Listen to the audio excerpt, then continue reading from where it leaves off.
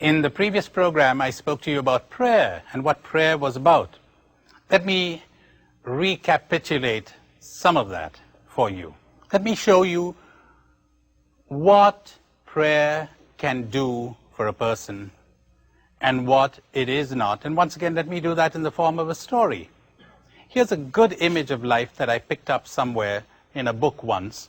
You're sitting in a theater, listening to a concert, and suddenly you remember that you forgot to park your car. Oh, sorry, you forgot to lock it. And you're anxious. You cannot get up now and go and lock your car. You cannot concentrate on the symphony. And you're caught between two things. I thought, what a lovely image of life. Let me give you a contrast to that. There's a great Japanese story of a guy who's running away from a tiger. He comes to a precipice and he begins to slide down the precipice. Then he grabs hold of a branch of a tree that's growing on the side of the precipice. He looks up and there's this tiger looking at him, and there's no way of crawling up. He looks down, there's a drop of about 10,000 feet. And next to him there's a bush, a berry bush, and the berries are ripe. So he plucks one of those berries, puts it in his mouth, and it tasted so sweet.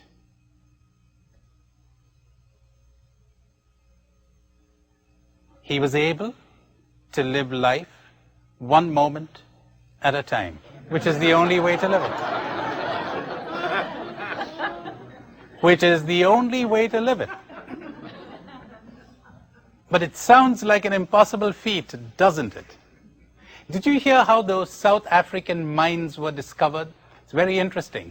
There was this man sitting, a tourist or a traveler, sitting at the door of the hut of the village headman. He saw the village headman's children playing with something that looked like marbles.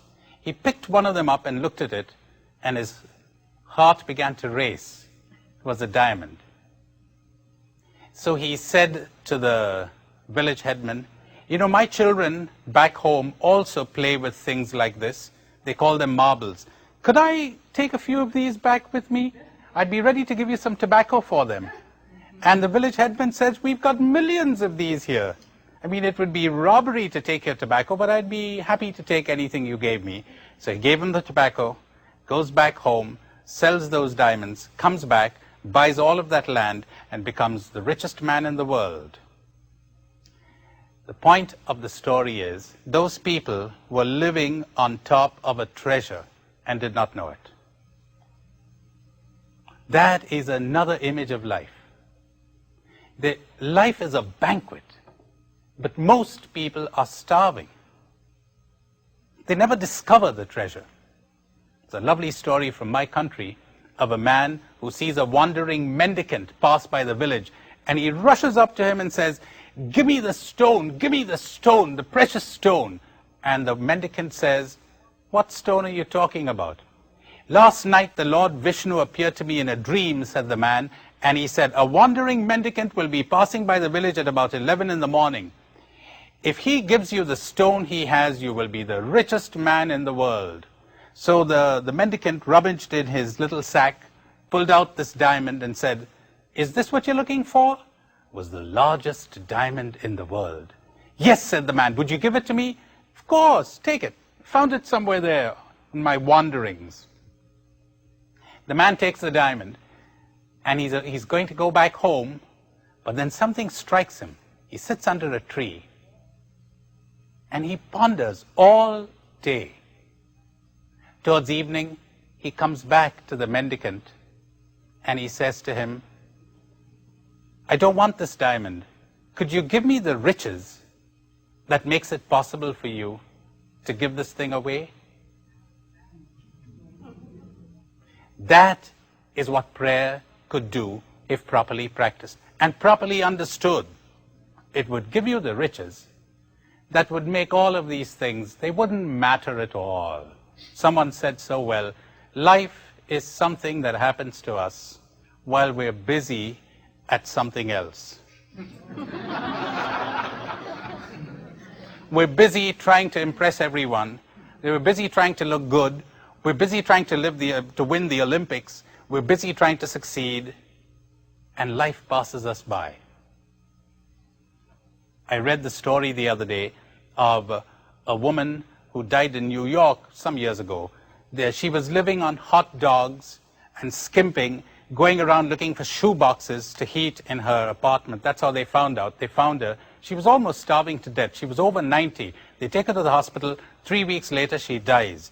When they cleaned out her apartment, they found nearly $300,000 there. Another perfect image. There is something within us that's precious, a precious pearl. There's a treasure there. The kingdom of God is within you. If we could only discover that. Thomas Carlyle put it so well. He said the great tragedy of life lies not in how much we suffer, but in how much we miss. And there's another mystic who says human beings are born asleep, they live asleep, and they die asleep. But that is so true. Maybe they're not born asleep. They're born awake. But by the time they develop their brains, they fall asleep. And they breed children in their sleep. They bring them up in their sleep. They go in for big business in their sleep. They go into government in their sleep. And they die in their sleep. They never wake up.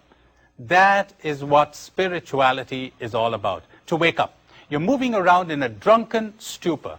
It's as if you were hypnotized. You're drugged, and you don't know what you're missing.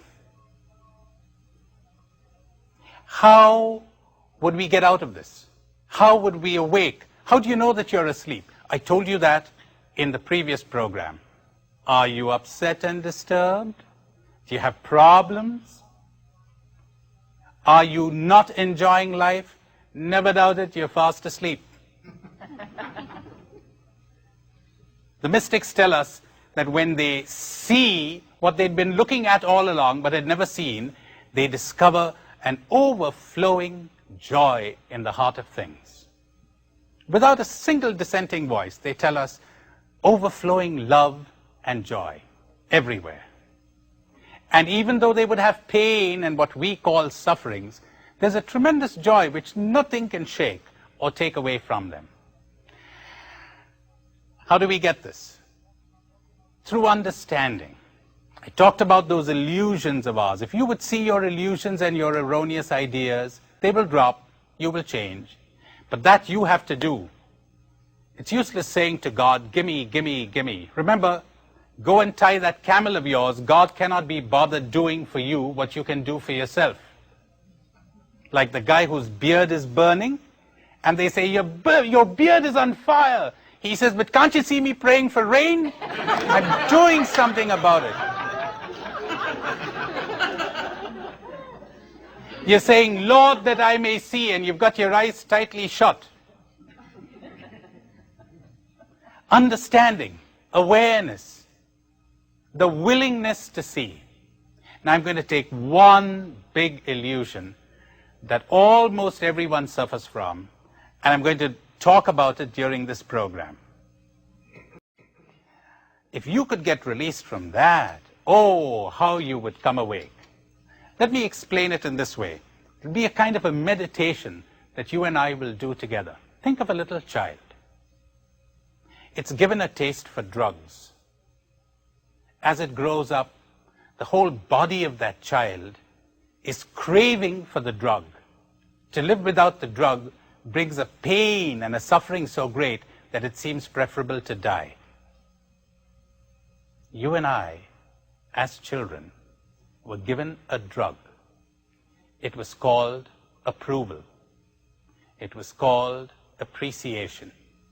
It was called praise, success, acceptance, popularity. Once you took the drug, society could control you. The tentacles of society got into you. You become a robot. You want to see what kind of a robot existence human beings live? Listen to this. You've got the robot who comes here, and I say, "Ma, you're looking pretty." And the robot goes right up. I press a button called appreciation, and right up it goes. Then I press another button called criticism, flat on the earth. Total control.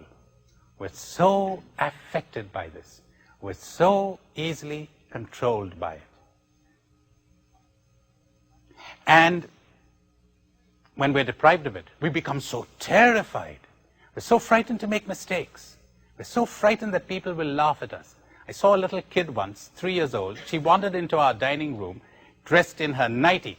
So we sort of applauded. She thought we were laughing at her. She ran away, and her mother had to carry her in while she was struggling. She didn't want to come. She thought we had laughed at her.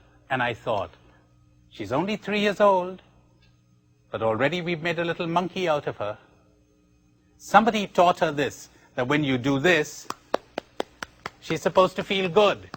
And when you say boo, she's supposed to feel bad. Once you give her that drug, she's finished. Do you think Jesus Christ was controlled by this kind of thing? By what people thought of him and what they said about him? Awake people break out of this drug. And when you make a mistake or when you're rejected, you feel such a tremendous emptiness, such a loneliness. You keep crawling back, begging for that drug called encouragement, acceptance, belonging. So they got us nicely controlled. How do you get out of it? First of all, let's see some of the results. You know something? As a result of having taken this drug, you have lost your ability to love. You know why? Because you cannot see any human being anymore. You're so conscious of whether they accept you or they don't, whether they approve of you or they don't. You're seeing them as a threat to your drug or as a support to your drug. Think of the politician. The politician frequently doesn't see people at all. He sees votes. And if you're neither a threat nor a support to his getting votes, he doesn't even notice you. The businessman, he sees big bucks. He doesn't see people. He sees business deals. But we're no different if we're under the effect of this drug. The robot, I like you. And the robot will automatically, mechanically react, oh, he's good, he likes me. I don't like you, he's awful, he doesn't like me. See? The drug. How can you love what you do not even see? You want to get rid of the drug? You have to tear those tentacles out of your system. They've got to the marrow of your bones. This control that society exercises over you. By seeing what they are doing to you. If you're able to do that, everything will be the same, but you will have dropped out. You will be in the world, but you will no longer be of the world. But you know how terrifying this is? Initially, it's like asking someone, a drug addict, who's going through withdrawal symptoms, it's like saying to him or her, listen, why don't you enjoy good, nourishing food and clean water from the mountain stream and the nice fresh morning air? Give that up for your drug. He cannot conceive of it. He cannot live without it. That's how terrible it is. That's how terrifying. How do you get out of it? Well, you've got to face that terror. You've got to understand the state you're in. What a terrible state, because you cannot live without people. It brings a tremendous loneliness. But then when you're with people, There's always that tension. You want to love people, you have to die to people. You have to die to your need for people. You have to understand what your drug is doing to you. First of all, be patient with yourself. Second, call the drug by its name. It's an artificial stimulant. You really want to enjoy life, enjoy the pleasures of the senses, enjoy the pleasures of the mind, enjoy your work, enjoy nature. Go up to the mountain and enjoy the trees and the stars at night and send the crowds away, and you will be completely alone, because then love is born in solitude and aloneness. You come to this land of love by passing through the land of death. And you will realize that your heart has brought you to this vast desert. In the beginning, it seems lonely because you're not accustomed to it. You're not accustomed to aloneness, which is not the same as loneliness. Loneliness means missing people. Aloneness means not needing anyone, enjoying people, but not needing them. Then at last, you can see them. Then you will realize that the desert suddenly blossoms into love. And there's a song in your heart, and it is springtime forever.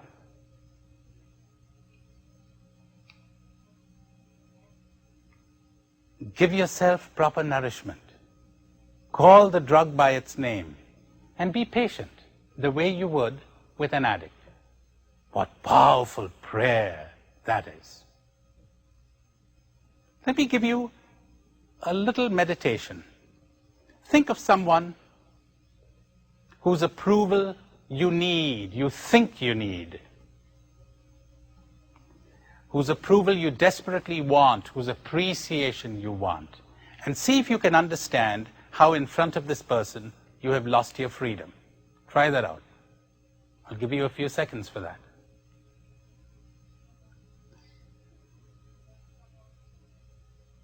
Think of someone who you think is necessary to ease the pain of your loneliness, and understand how in front of this person you have lost your freedom.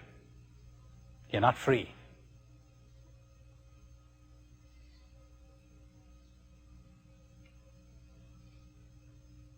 You dare not be yourself. You cannot live like a king or a queen, a princess. Talking about being free, I'm reminded of this Irish prisoner who digs a tunnel underground under his prison cell, and he makes it to freedom through this tunnel.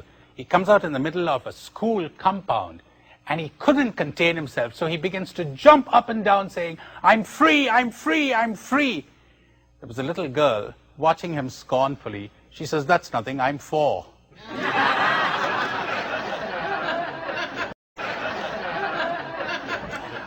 What does it mean to live like an emperor, an empress? You know what it means? It means you don't have to impress anyone anymore. You're completely at ease with everyone because you don't desire anything from anyone anymore. Well, I've got to clarify that. Of course you desire things from others. But you know, the non-fulfillment of that desire doesn't make you unhappy. See if you can get that. There are two types of desires. There's the desire on whose fulfillment our happiness depends. There's the desire on whose fulfillment our happiness does not depend. I go to a restaurant. I say, "Do you have mushroom soup?" And they say, "No, we haven't mushroom soup." "Girl, you ruined my dinner. I'm going out. Let's get out of this place. Let's go somewhere else." "Do you have mushroom soup?" No. What do you have? How about sweet corn and chicken? Well, that's pretty good. I'd enjoy that too. What about tomato? I'd enjoy that too. See? The fulfillment of that desire does not affect your happiness. You're happy with it or without it. Like the guy who's waiting at the maternity ward and the nurse comes in and says, "Did you want a boy or a girl, sir?" He says, "I wanted a girl." She says, "Well, I got bad news for you. It's a boy." He says, "That's all right. That was my second choice." Not a boy. How do you get this kind of guy down, huh?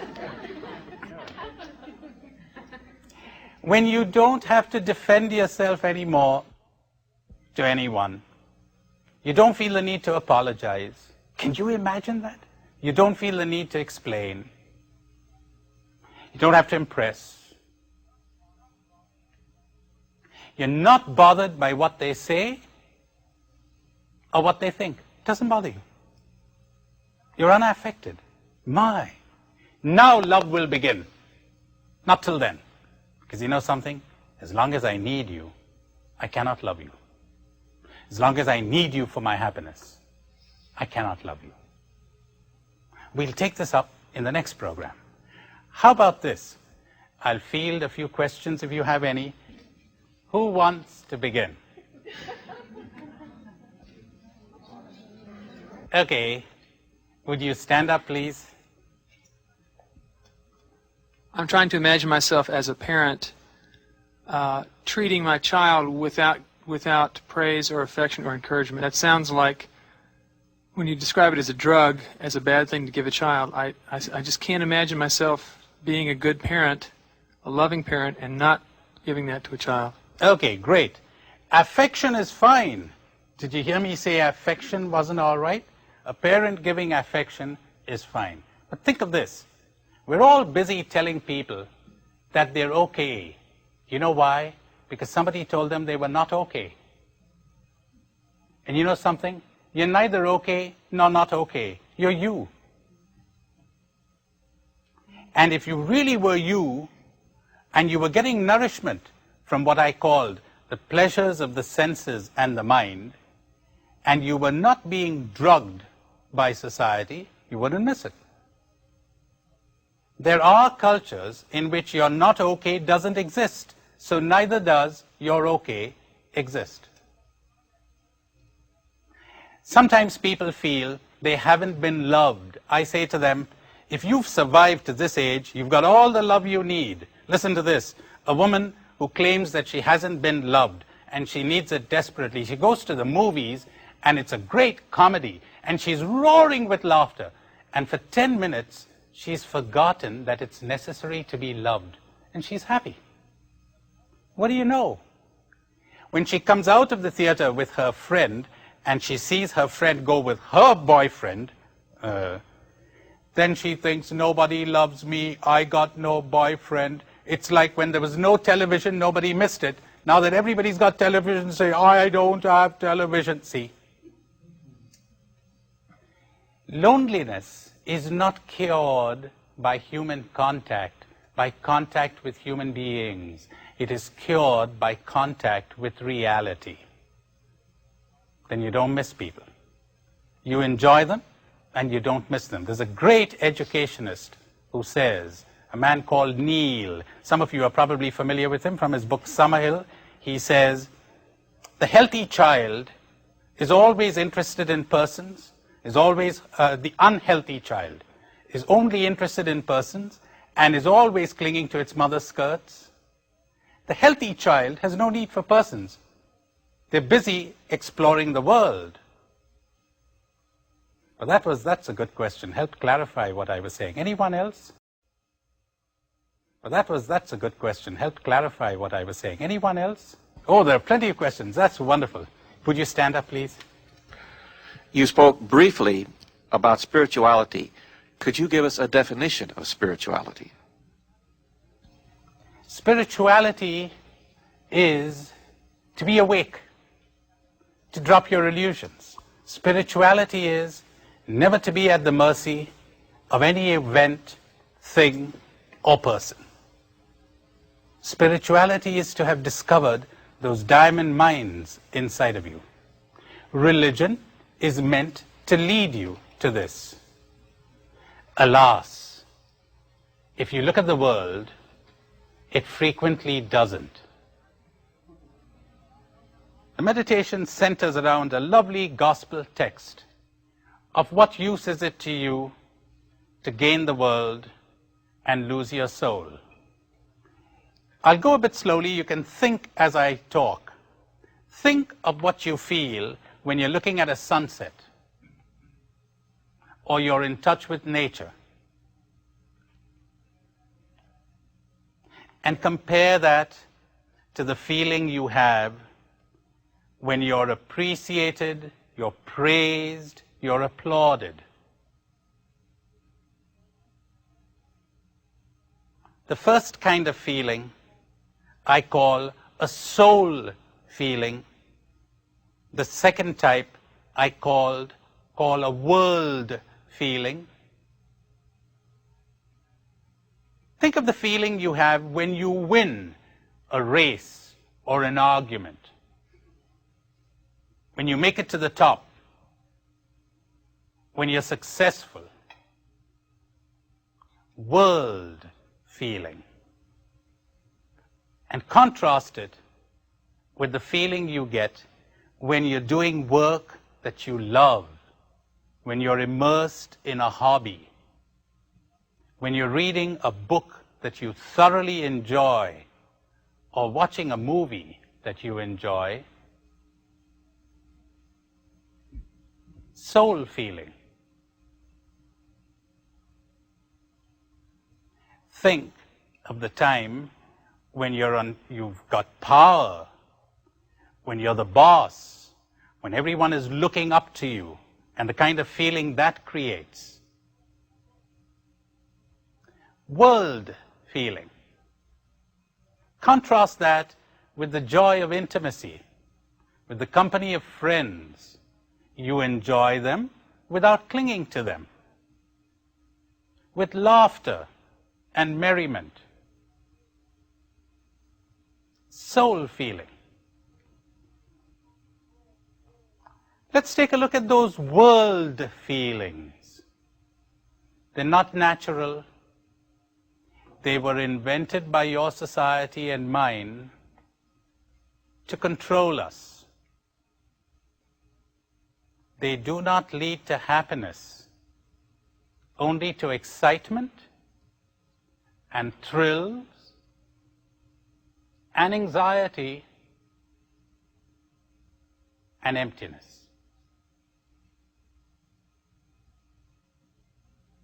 And think of your own life. Is there a single day when you're not consciously or unconsciously attuned to what others think, what others feel, and what they will say about you? In other words, controlled by them, marching to the beat of their drum.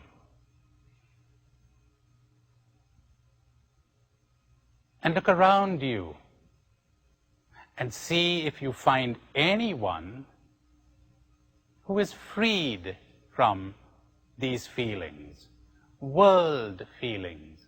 Everywhere you will find people immersed in these world feelings because they live soulless, empty lives. They gained the world,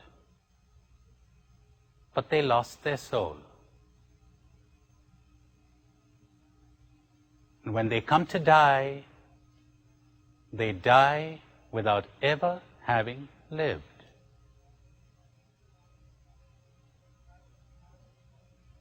And here is a parable of life. A group of tourists sitting in a bus that is moving through gorgeous countryside. But the shades of the windows are drawn down, and they don't see a thing. And they're all quarreling among themselves as to who will have the seat of honor, who will be appreciated, who's the best looking, who's the most talented. And so it goes right to journey's end.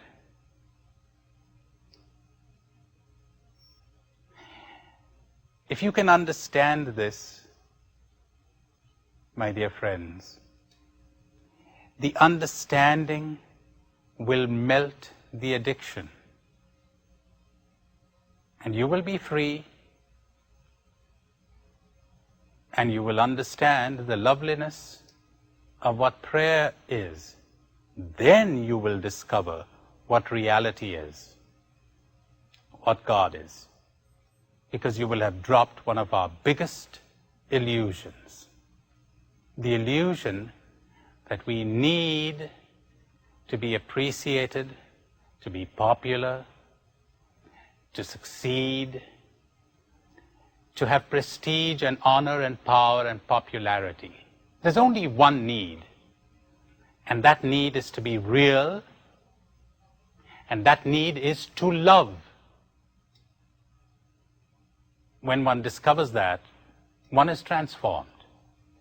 One's life becomes prayer.